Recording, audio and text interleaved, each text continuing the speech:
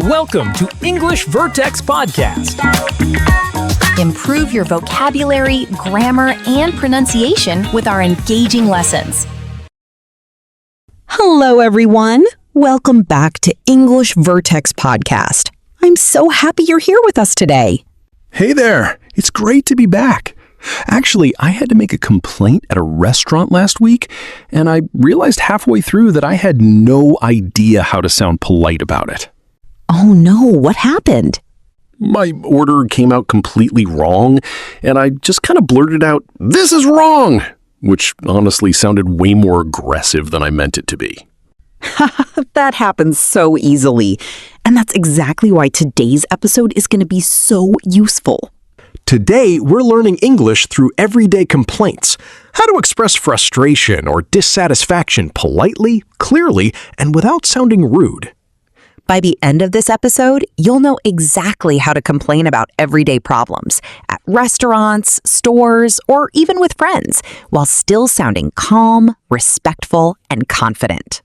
While you're listening, think of a time you needed to complain about something, but weren't sure how to say it politely. Comment below and share it with us. And if you're new here, welcome to English Vertex Podcast.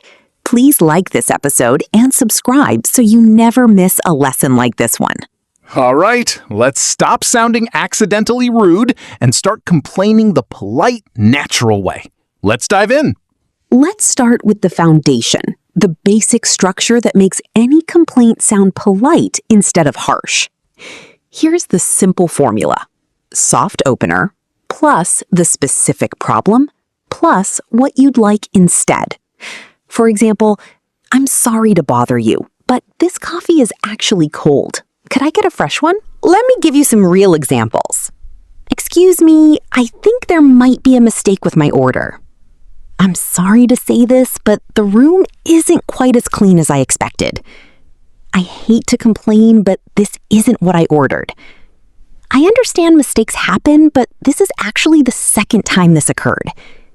I don't mean to make a big deal, but I did specifically ask for no onions." Here's a personal example. When my flight got delayed with barely any information, I said, "I understand things happen, but could you please give us an update on the situation?" That soft opener kept things calm, even though I was honestly frustrated. That's such a smart approach. Quick question for you, Emily. Why do you think starting with something soft, like "I'm sorry to bother you," actually helps rather than weakens your complaint? Because it shows respect first, which makes the listener less defensive and honestly more willing to actually help you solve the problem. Exactly right. Now, for our listeners, can you think of a soft opener you could use the next time you need to complain about something small? I love that reflection question. It really gets you prepared for real situations. Now let's talk about negative forms and variations. Instead of saying, "This is wrong," which can sound blunt, try, "I don't think this is quite right," which sounds noticeably softer and more polite. That small shift from a direct statement to a softer opinion phrase completely changes how the complaint lands with the listener. Can you all try this right now? Take a direct complaint you might normally make and soften it using one of today's structures, then share it in the comments. So to summarize this section, a polite complaint usually starts with a soft opener, clearly states the specific problem, and then suggests what you'd like to happen next. Great summary!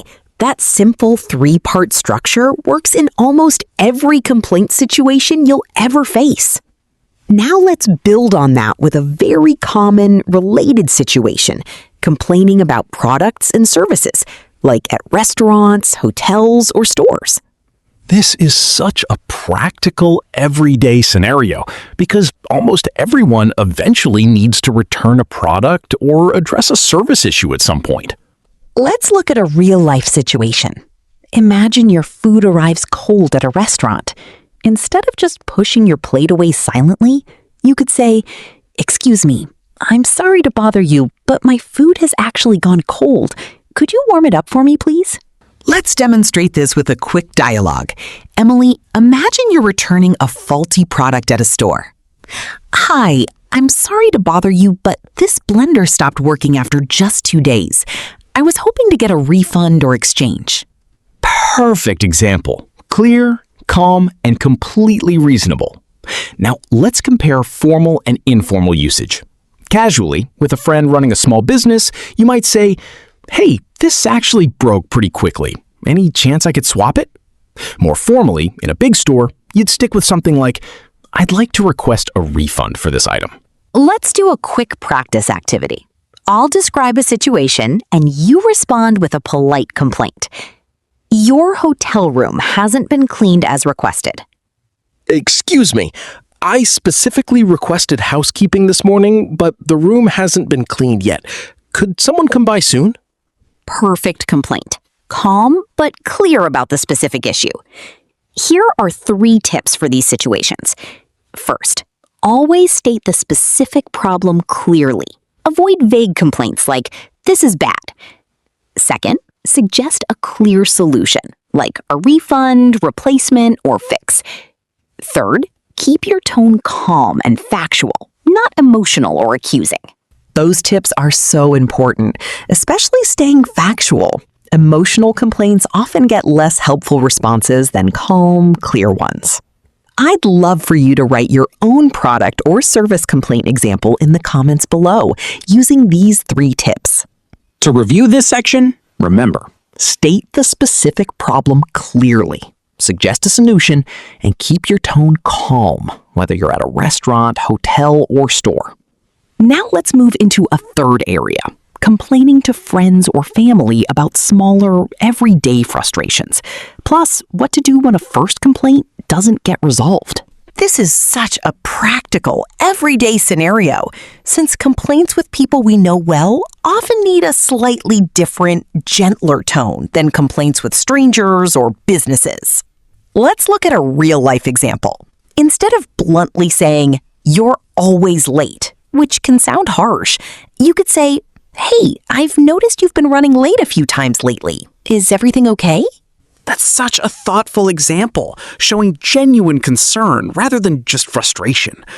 A tip for politeness and naturalness here, using phrases like "I've noticed" or "I feel like" softens personal complaints significantly compared to blunt accusations. Tone and delivery guidance matters here too.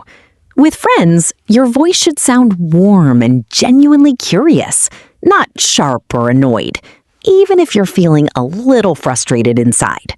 Let's look at a real-life practice situation. Imagine your roommate keeps leaving dishes in the sink. Hey, would you mind washing your dishes a bit sooner? It's been piling up lately and it's kind of stressing me out. That's such a calm, clear way to address it without starting an argument. Now, let's talk about escalation. When your first polite complaint doesn't actually solve the problem. You might say, "I understand, but this is actually the second time I've mentioned this. Could we find a solution today?" Let's do an interactive mini practice. I'll give a scenario, and Emily will respond with an escalated but still polite complaint. Go ahead. You already complained once about a noisy neighbor, and the noise continues. I really appreciate you looking into this before, but unfortunately, the noise is still happening most nights. Could we talk about a more permanent solution? Perfect escalation. Firm, but still completely respectful. I really encourage everyone listening to try saying that sentence out loud right now, imagining your own frustrating situation. Speaking it out loud really helps you feel more prepared and confident the next time you actually need to escalate a real complaint calmly. So, structurally, remember, soften personal complaints with phrases like "I've noticed" or "I feel like." And when escalating, acknowledge previous efforts before clearly restating the ongoing problem. Great structural review. These techniques help you stay assertive without ever sounding aggressive or unreasonable. Okay, time to be honest with everyone. We've both made mistakes with complaints too, even after years of practicing this exact skill. Oh, definitely. Early on, I once said, "This is terrible," about a meal at a nice restaurant, and the whole table went silent because it honestly sounded way harsher than I intended. That's such a relatable moment. Let's go through a few more. Mistake number 1, using overly direct or harsh language, like this is wrong or this is terrible, instead of softer alternatives like I don't think this is quite right. Mistake number 2, complaining without stating a clear solution, like just saying, this isn't good, without explaining what you'd actually like to happen instead. Why does this happen? Often it's because we're focused on expressing frustration itself and forget that the listener actually needs clear direction to help resolve the issue. Mistake number 3. Translating complaint phrases too literally from your own language, which can sometimes sound overly blunt or even rude in English, even though the same words feel completely normal in your native language. And mistake number 4, raising your tone or sounding emotional while complaining, which can unintentionally make the other person defensive rather than cooperative and helpful. Let's do a quick correction game. I'll say something too direct, and Emily will soften it. Ready when you are. This food is bad. Better version. I'm sorry, but I don't think this dish tastes quite right. Could I get something else? You always ignore my messages. Better version. I've noticed you haven't replied to a few of my messages lately. Is everything okay? Perfect softened versions. Still clear, but so much more approachable. Please remember, complaining politely is a skill, and it's completely normal to sound a bit too direct or blunt while you're still learning it. Exactly. And honestly, even native speakers sometimes struggle to complain without sounding harsh. So don't be too hard on yourself. Now let's move into our favorite part. Choose the more polite complaint. I'll give you 2 options, and you decide which one sounds better. Situation 1. A. This is wrong. B. I think there might be a mistake with my order. B. Much softer and more polite. Situation 2. A. This room is dirty. B. I'm sorry to mention this, but the room isn't quite as clean as I expected. B. Clearly softened while still stating the actual problem. Situation 3. A. You always leave your dishes everywhere. B. I've noticed the dishes have been piling up lately. Could we sort out a system? B. Much calmer and more constructive. Situation 4. A.